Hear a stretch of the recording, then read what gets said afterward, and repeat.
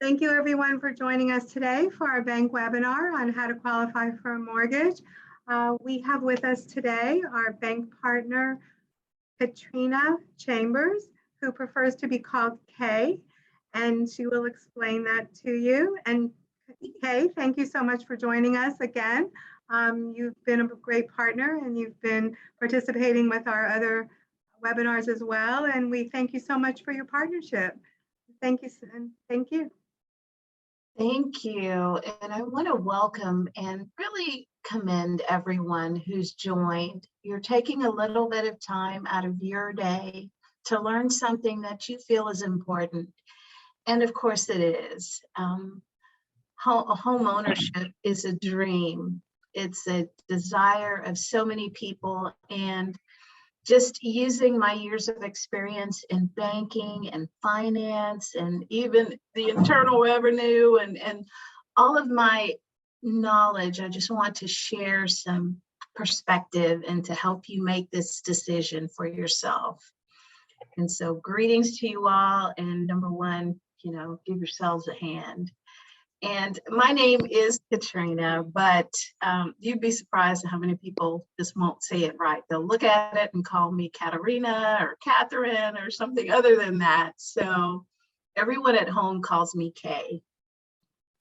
And I would love it if you captured my information. You see that I am, you may know that's a Houston phone number, but don't let that distract you. Our bank has many, many locations in your area, and I position myself to be the go-between.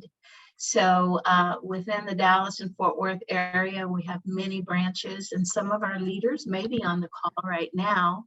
But if you can't get a hold of them, you can certainly reach out to me, because I support the whole state in my role as multicultural branch leader. And I love working and reaching out in the communities and just trying to find new ways to help people with the things that they're working on. So, mortgage. What's the deal with a mortgage? Also, that was a great picture too. I love that picture. So there are lots of things to consider when you are making such a very large purchase. Age, and I'm going to go over these little parts and ask you to reflect both on the age of what you're buying in your own situation. So some people have a desire to retire and not have a mortgage payment or some sort of home payment. And for others, that's not a desire, but it is something that you should consider, because it's such a large purchase. The obligation could last 10 years, 15 years, 20 years or more. And you want to make sure that, number one, the home you're buying is worth it. Number two, that you're going to be in a position to support all that it takes, as well as condition. What's the condition of the asset? What is your condition? Are you able to handle this long-term commitment? There's lots of rewards and there's lots of emotional benefits, but you also want to be sure that you consider all the factors that will influence the decision that you're making. It can't just be all emotional. Amenities and accessibility. You have needs and physical abilities now, and these things could change. Your neighborhood could have all of the stores and convenient services that you need, or maybe not. Think about the location. And if you look around, do you see yourself there in 5 years, 10 years? Is it the place you want to be? Because again, this is a long-term commitment, and the decision has to be based on a longer time frame than I just want this place for Christmas or while my kids are in school. Interest rates are definitely a consideration. And right now, since there have been some aggressive moves, monetary policy moves, increasing interest rates, now more than ever, you really need to understand what the cost will be, and that has a lot to do with interest rates and a few other factors.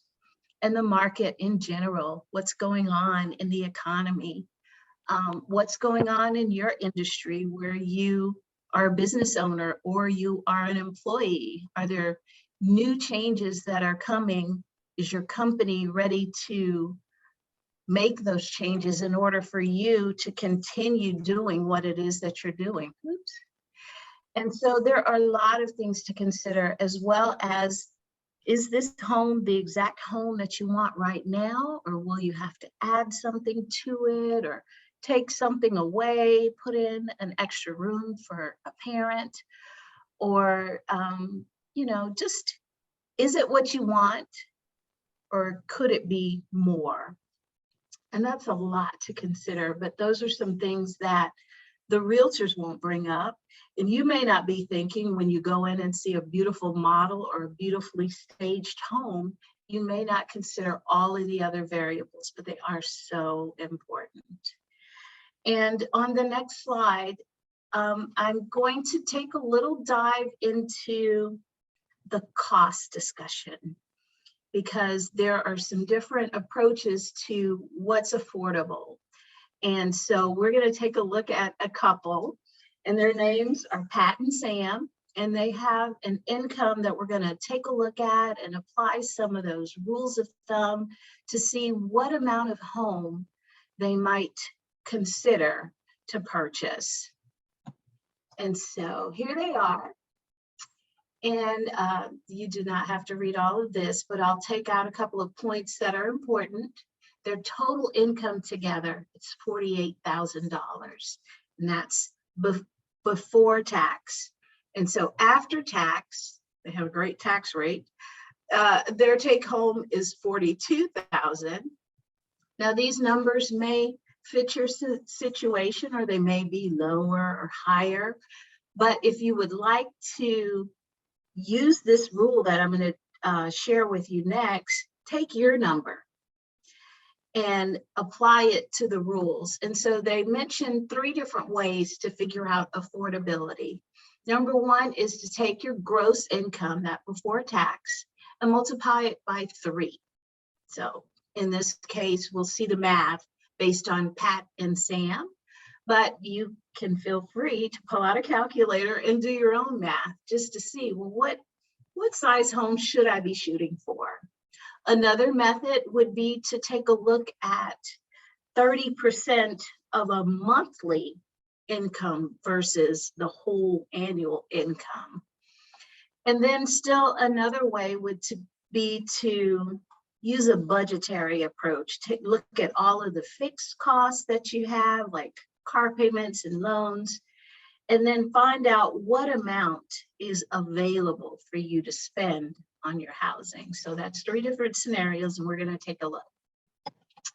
So method number 1, annual gross income, again, before tax and any other deductions. So that includes your insurance and your saving for retirement.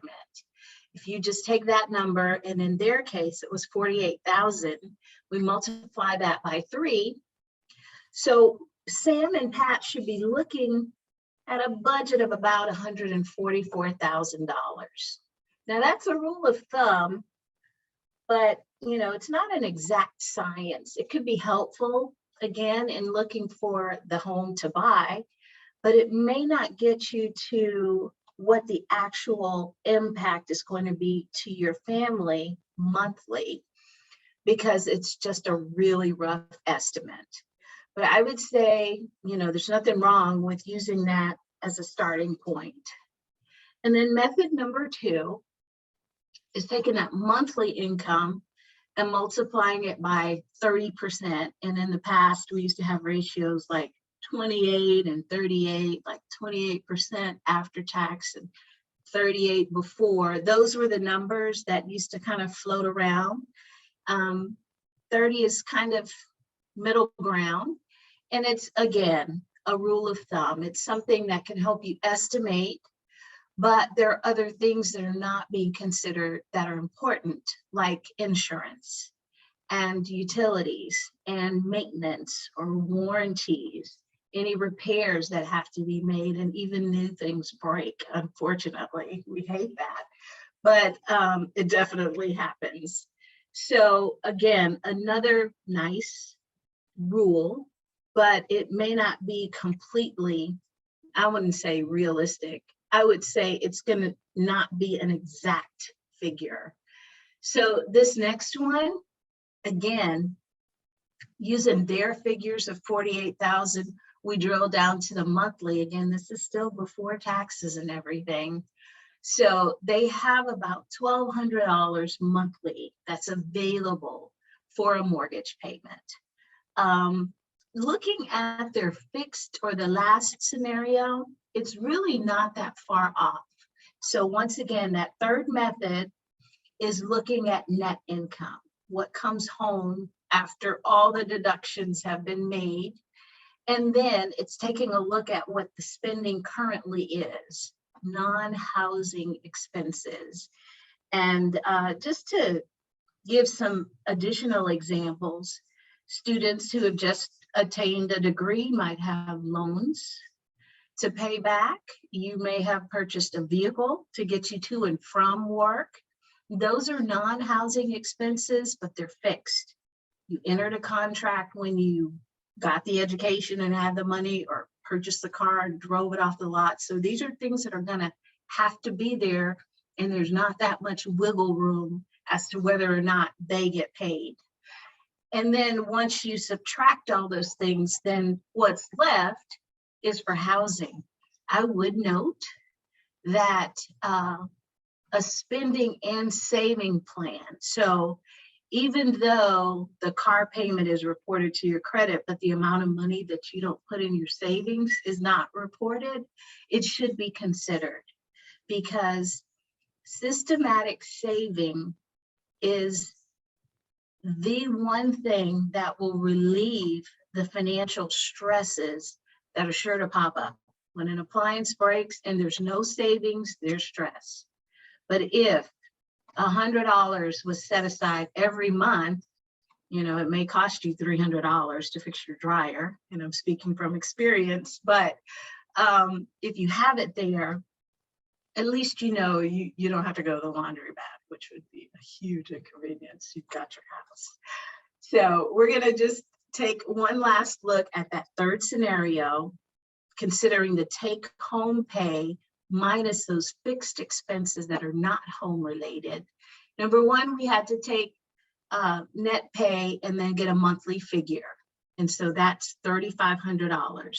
Now, if I'm going too fast, raise your hand or wave at me, because this is like, it's just like, hi, what do you do? It's something that I've had the opportunity to talk about a lot. And so I don't want to go too fast. The good thing is you can look at it while I'm explaining. So we got the $3,500. That's the monthly in my hands. I can spend it. Then we have to consider all those other things that are non-housing, but you got to pay them, and your savings money is in there. And for Pat and Sam, that's $2,360. So they got some loans, they must have a car note, they've got some things. And I'm going to assume they're saving because they're in my scenario. So when you consider all those things, then the amount of money that's available for housing is about $1,140.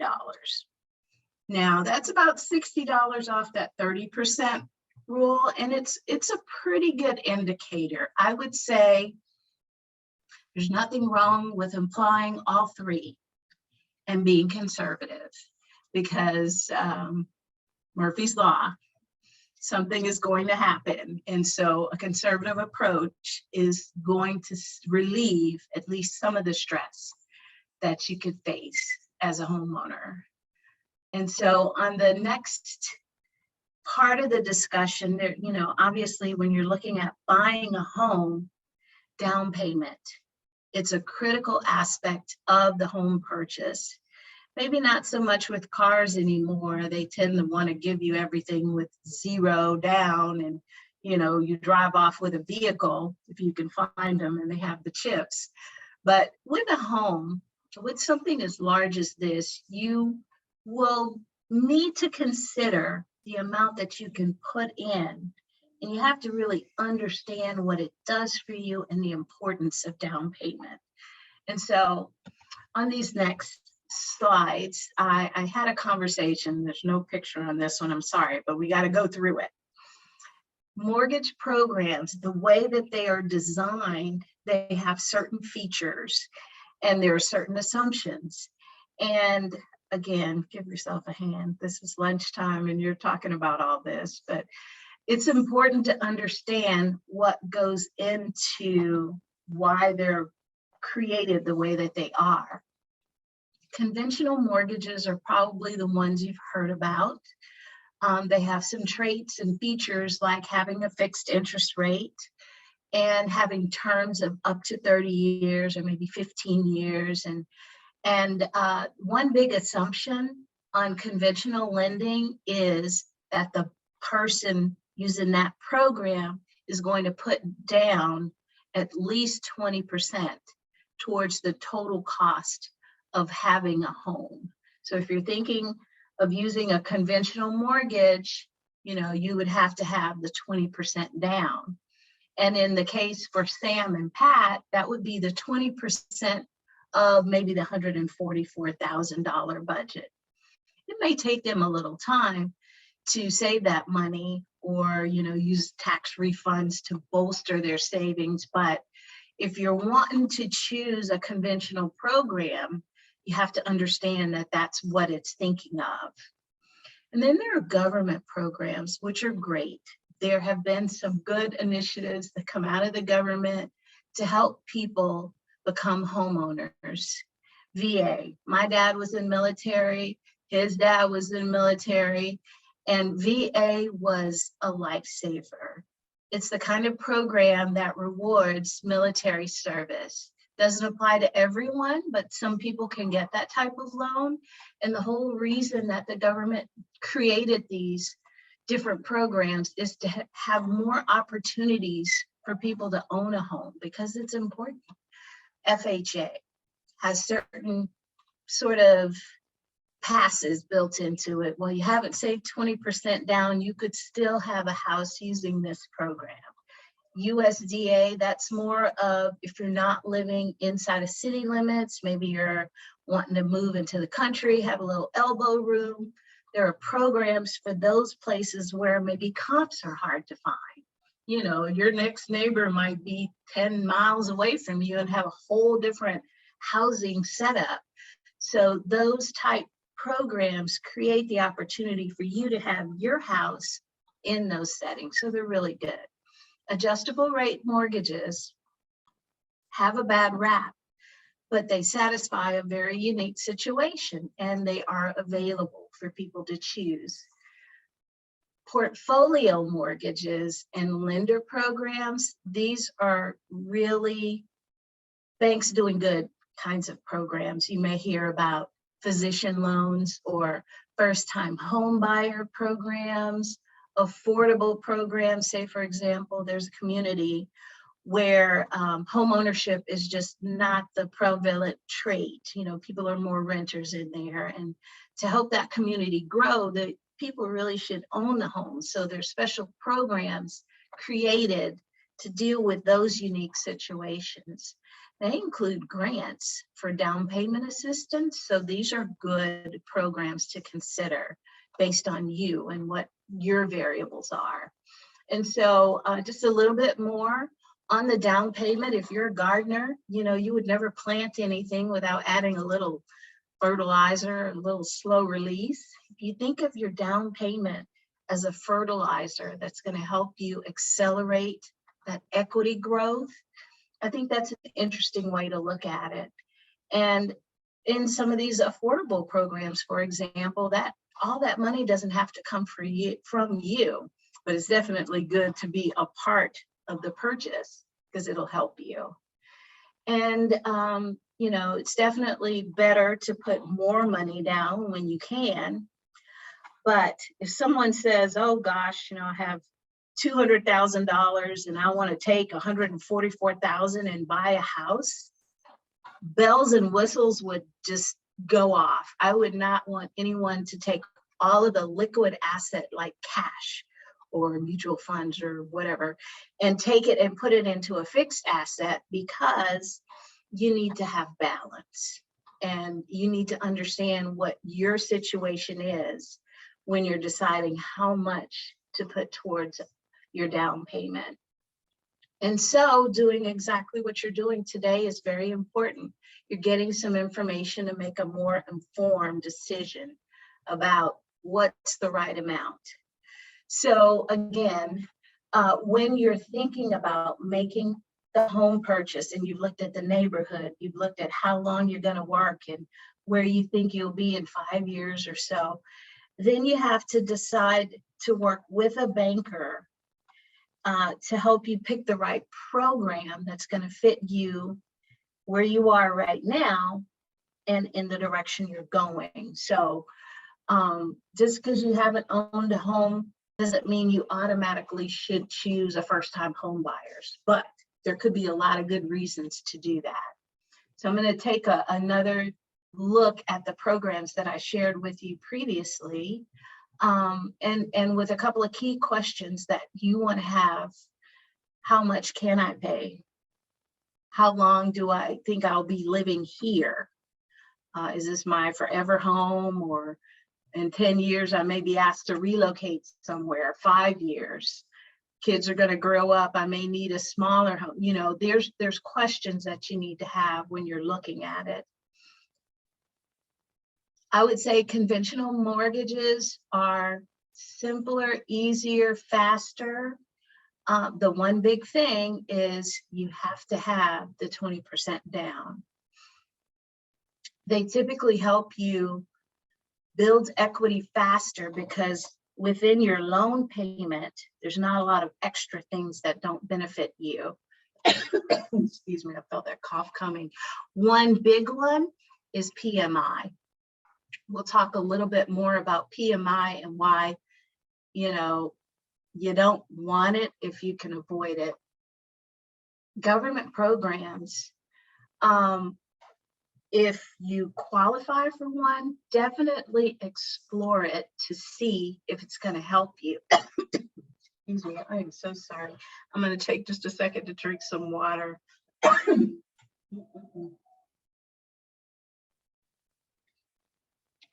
Sorry, guys, it had been so dry and then all of a sudden it decides to rain. I don't know, I think it may be raining in Dallas and it's coming here. So it's got me all a little choked up. But definitely in the case of FHA, wow, this is bad. So in the case of FHA, sorry, I'm hanging in, that particular program, little bit of history, because I'm a history nerd. It came out pretty much after World War II, when we wanted to try to help people get into homes, and down payment was always a concern. And so with an FHA program, you can have a home, you can buy a home with as little as 3% down.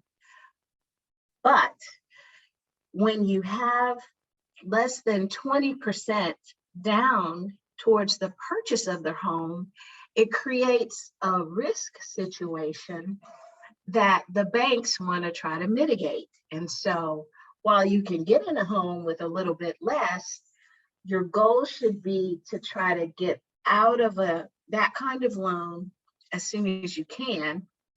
And again, we'll talk a little bit more about that when we look into how your payment is calculated.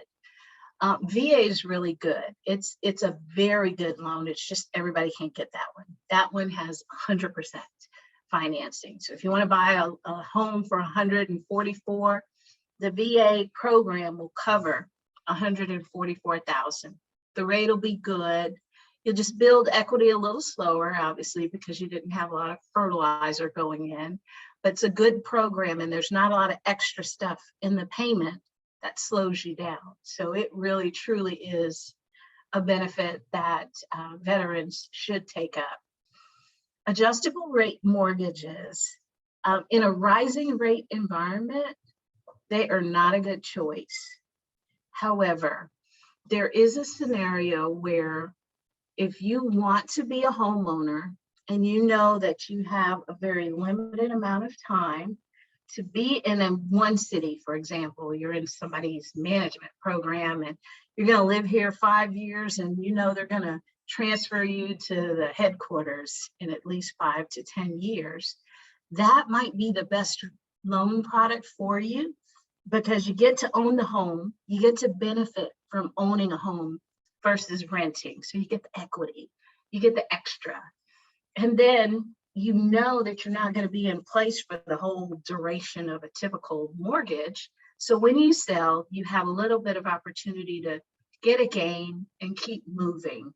But when you know that you're going to be in a long-term situation and you have one of these type mortgages, you know, there's some people out there that had a lot of heartburn when the rates were raised by 75 basis points twice. So that's the risk in that type of loan. But again, it does fit a certain buyer.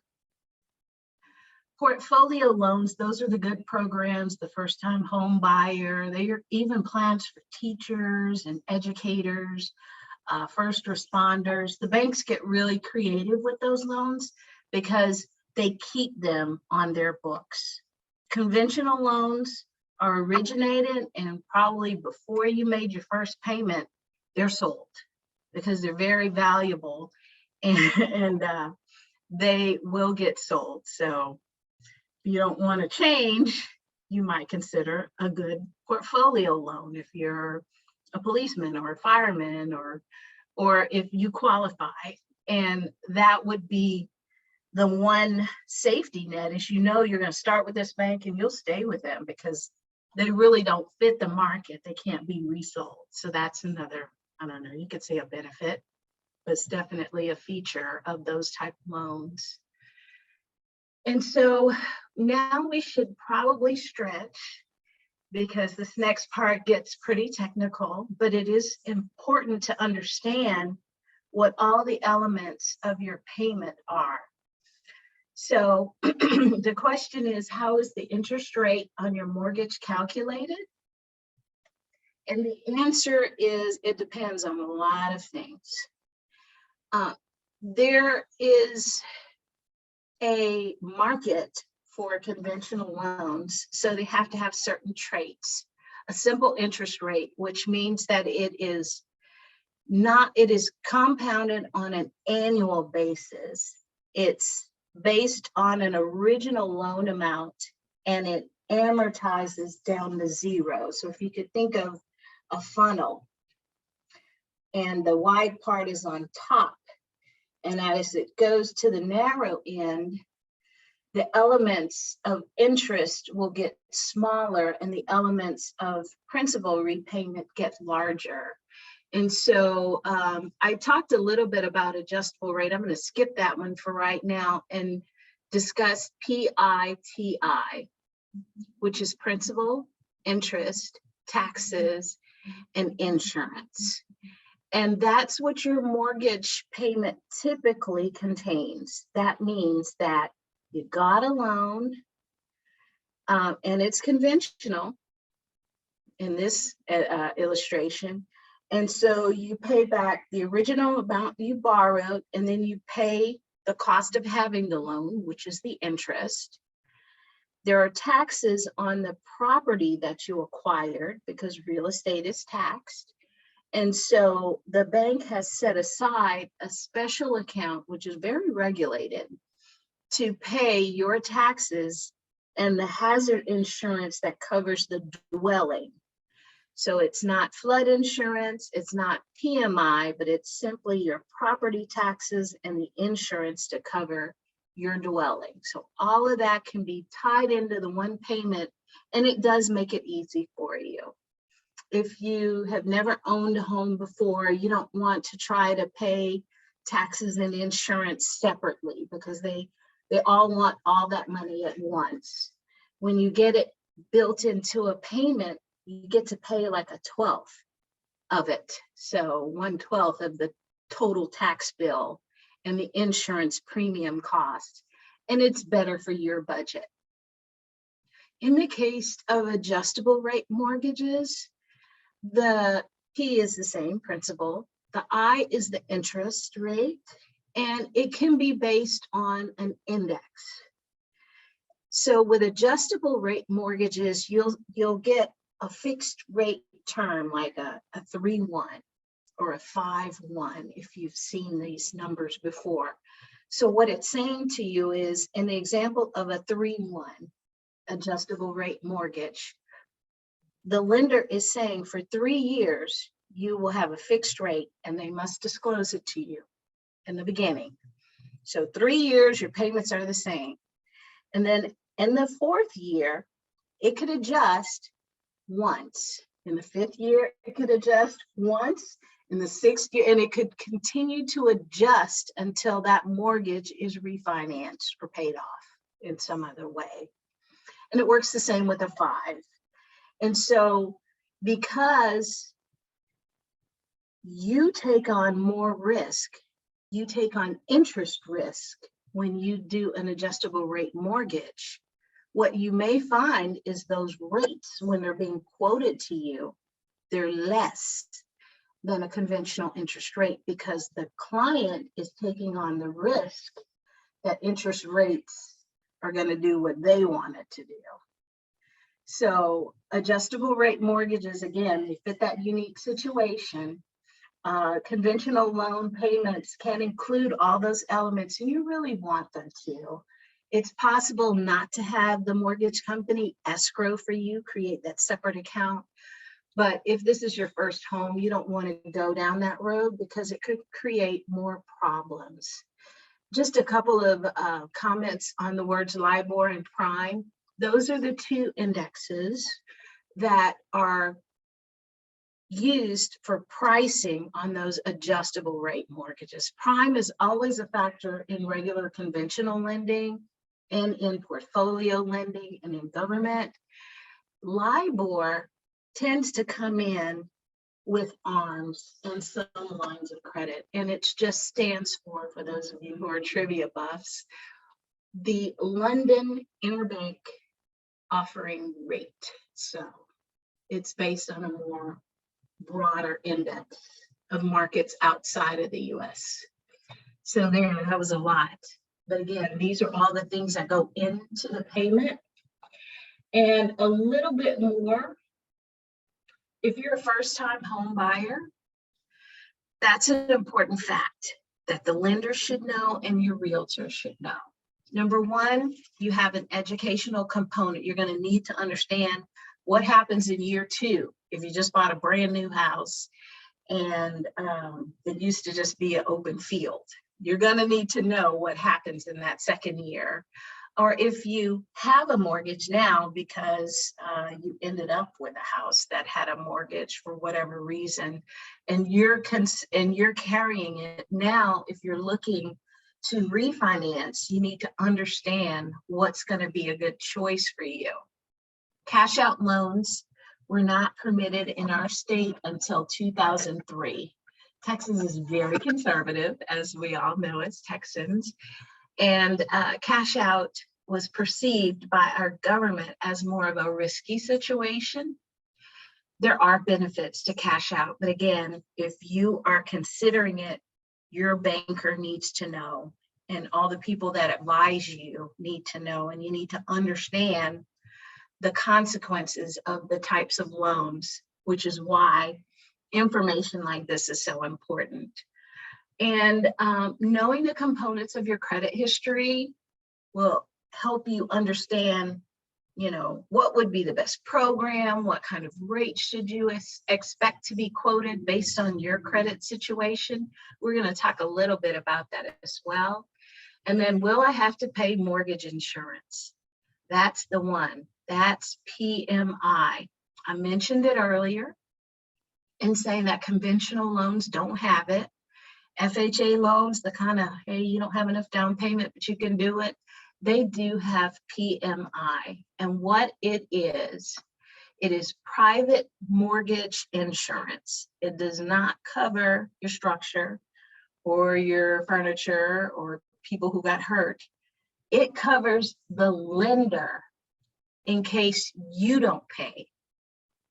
So it's kind of like you don't really want to pay that. They're making you pay them back and pay extra because you've created a little bit more risk for them because your down payment wasn't 20%. There's a lot of ways to get down payment help. So what you would like to do again is talk with your team, your buy team, the banker and the realtor, and say, you know, I understand that I don't want to pay a premium that's not going to help me. And that would be the PMI. And they'll say, okay, we'll look for programs that don't have that.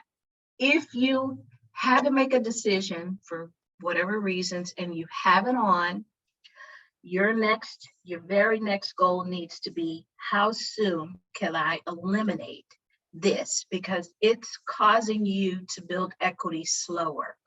Your payment may be the same as your neighbors, but the amount of interest that you're paying is the same, but the amount of principal that you're paying is less because you're paying another cost because of risk. And do you have to get pre-approved? Well, it's really best for you to be pre-approved. For a realtor to work with you, I don't think so. I think that there are some that will work with you, but sellers are going to want that, especially when a market is hot and competitive. They're going to want to know that if they say yes to you, it's not going to create a nightmare for them down the line. So being pre-approved is a good thing. And right at the end, I'll tell you kind of what are some things to have always ready, even in your phone, ready to email to say, hey, I'm a serious buyer. These are some documents that you should have ready to go if you're shopping. So let's take a little look at credit scores and what's good and what's not and what are they made up of, because the cost of interest that you'll pay over 30 years, if you just got one mortgage and your score, for example, was below 670, you're going to pay a whole lot more because your score was fair to poor. And this is based on what the credit bureaus have determined. They look at traits of credit repayment and they say if a score is above 670, then it's good. If a score is below that, not so much, because of the weightings of the different considerations. So what on earth are they looking at? Payment history. This is huge. If you're late one time, 30 days, it will take you 7 years to recover. It's so unfair. If you're late one time and your credit was kind of okay, it could drop your score by 100 points. So you don't want to be late. How do you prevent that? The mail didn't come. I didn't open the email because everything is speedy. You have got to set up automatic payments to ensure that you don't miss a payment, or even if you miss it by a day or two, take the fee. You're gonna charge me $35. I can't believe it. Okay, I'll pay the fee, but don't go behind 30 days because it is the largest component of your score. It's 35%. The next largest amount or weight on that number that you're getting, your credit score, is the amount of money that you owe. Even on your car loan. Your car loan is considered an installment loan. It has one amount to start with and it just goes down to zero. But if you just got the car and you only made one payment, you owe maybe 47 more payments or 59 more payments, and that is going to have an effect on your credit. Not to mention your credit cards. Utilization is how that part of it is measured. So if you have a credit limit of $10,000, You don't want to be over $3,000 because once you hit 30% of the limits that are available to you, it's going to start dragging your score down. Types of credit, new credit, and length of credit history. These are smaller components, but here's another little known fact. Types of credit. And we're not just talking about installment and revolving. We're talking about A credit and B credit. Now, what's A credit? A credit came from a bank or a credit union. B credit came from a finance company. Now I'm going to pause there and let you think about it. If you bought a car and it's a GM and you use GM to finance it, that's a B. You'll never get an A on your credit score if you used a B financing source. If you went to Honda, you had great credit, Honda said you're going to only pay us 1.9%. That's great. Just remember, Honda Finance is a B company, so you'll never get the full weight of an A from a B company. That's something that a lot of people don't know, and I'm not saying don't use the finance companies. I just want you to be aware that of the 10% of your score that's calculated, you'll never get 10 points using a finance company. You'll get 9. New credit, you got to start, but what you don't want to do is get several different pieces of credit, all at once. Spend all of 2022 getting new credit cards because you could save 20% if you check out now. Got to curb that and really obtain only the credit that you think will benefit you and your family in your situation, like maybe one gas card or one Visa and one MasterCard, or, just consider the use of it versus the perceived savings that you might get.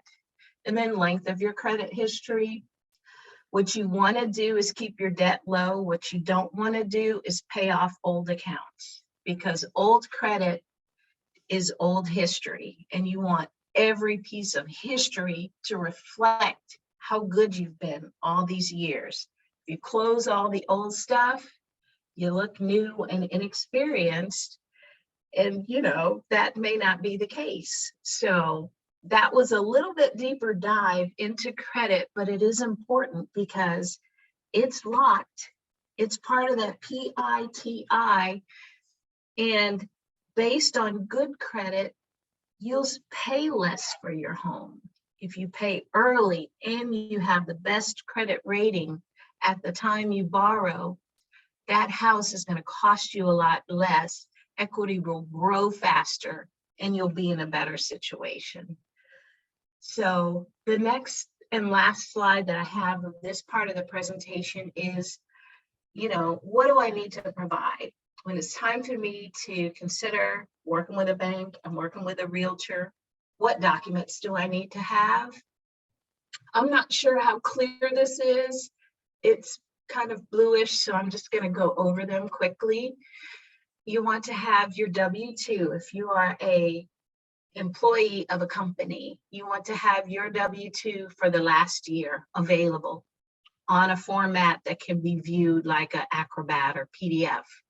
You want to have 3 months of your pay stubs.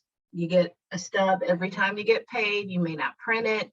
Pull some of those together, again, on that readable format, and have them available, maybe in one safe email or on a zip drive. You want 3 months of your bank statements for every account that you have, your savings account, your Christmas account, your checking account. 3 months is a good look at what goes on in those months and in your cash flow. Investment statements, everything from your Robinhood to your 401, all of those things, have them ready. PFS is a personal financial statement. Some of you may have gone out and found some tools to have that. That's a great thing to have because it actually helps you calculate your net worth. It's where you list all of your personal assets and all of your liabilities, your student loans and what have you. And it creates that net worth calculation. It's good to have that. Again, retirement account statements for the prior quarter. Your photo ID needs to be current, not expired. And that could be your driver's license or a passport. Your social security card, the actual card, or if you don't have that, a letter from the Social Security Administration, or I-10, your individual tax identification number. This is a number that applies to certain people who live in the country who don't qualify for a social security number. It is a legal number, and it can be used to qualify for mortgages in certain situations. Proof of down payment funds. So if you're going for a conventional loan because you like simple and easy and you've saved a long time, show us the statements where the money is. This is where I'll be going to the bank and getting that one cashier's check that, you know, people still get. It has to be there and proven so that the lenders all know that you're ready from the beginning of the application to closing. You're ready. Also, homeowners insurance. You're going to have insurance. You can pick it yourself. You don't have to let the builder give you every idea because maybe they're not shopping around. So ask your current insurer who may have your life and your auto to tell you about bundling. And I think of that lady in the commercials, but there are definite benefits for using multiple services at a company, and it gives you discounts. So these are things that you want to have ready at all times so that you are ready to show you're a serious buyer and you can do this. So this is the end of my presentation. I did have just a couple of things that were specific to Truist that I'd like to show you. It talks a little bit about some of our programs. I'm not sure, Brenda, are we going to have any Q&A towards the end? Or? So yes, we do have a question in the chat. Why That's is good. it so difficult for people on 1099 tax returns to get a home loan? It's a great question. So why is it so difficult for people on 1099? Correct. When they're not an employee, when they're a contract employee? Yes, yes. That is a great question. And the answer depends on your level of tax help. I'm gonna say that in that way, and then I'll answer a little bit more. A 1099 is a contractor. And the assumption, I used to work at the IRS. Y'all asked the wrong person, sorry. No, I'm really gonna tell you. The assumption of a person working under a 1099 is that you basically are running your own business, but you prefer to enter agreements with other businesses. So there are a lot of things that are under your control. How much work are you going to do? You're not compelled to do a single thing, but what you've managed to do and create a track record for is helpful. So in other words, if I am a massage therapist, I have my own table, I can go to your house, but I wanted to get an agreement with Massage Envy. And whenever they want somebody to go to their house, then they call me and I go whenever I want to. So in that situation, if I don't feel like going that year, to only 3 days a week, my income is going to have some fluctuations that are controlled by my efforts. As an employee, you're kind of contractually locked in. You agree to some work hours and to some output, and they agree to a fixed compensation model. And so with a contractor, because so much of it is under your control, it's difficult to say, are you going to feel like doing this much work again next year or maybe less? It's all up to you. So there's nothing wrong with being a contractor, and in many industries it's good. But I would have a conversation with the person that does my taxes on the line of planning. Is this the best situation for me to be in when I want credit? when I want to retire, if I take a look at Social Security benefits, and if those answers don't sound right to you, consider not being a contractor, but forming your own company and going at it that way. So the reason it is so difficult is because it's based on too many variables. There are no guarantees as to what income you'll bring. And that's the thing that a lender has to prove, is that the cash flow you have is going to be sufficient for all these 30 years that it's going to take to pay for this house. Is my screen showing the Truist slide? Yes. Okay, good. So there's just a couple of things that I wanted to mention that were unique about Truist. Number one, we like to share knowledge. We like to have conversations like this. And so we want to work with our clients when they're ready. First-time home buyers and low to moderate income buyers can get some assistance. And we know of a lot of different programs. And so if you partner with us, we're going to help you find down payment assistance if that's a need, or even a grant that our company has to help you with down payment funds. And so the next slide, it just kind of talks about some of the, oops, am I going? It's not moving. Let's see. Oh no, I knew this was going to happen. Some of the programs that we have that are specific to that fourth category that I mentioned to you, portfolio loans. That's what I'm trying to show you, and it's not moving.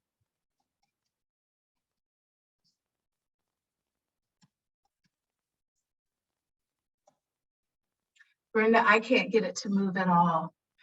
And I don't know why. It's just not moving. If you would like this information, it will be available at the end. I'm not sure why my Zoom has frozen, and I apologize. Is there another question in the chat? Oh gosh, no, I can't hear you. I can't hear you.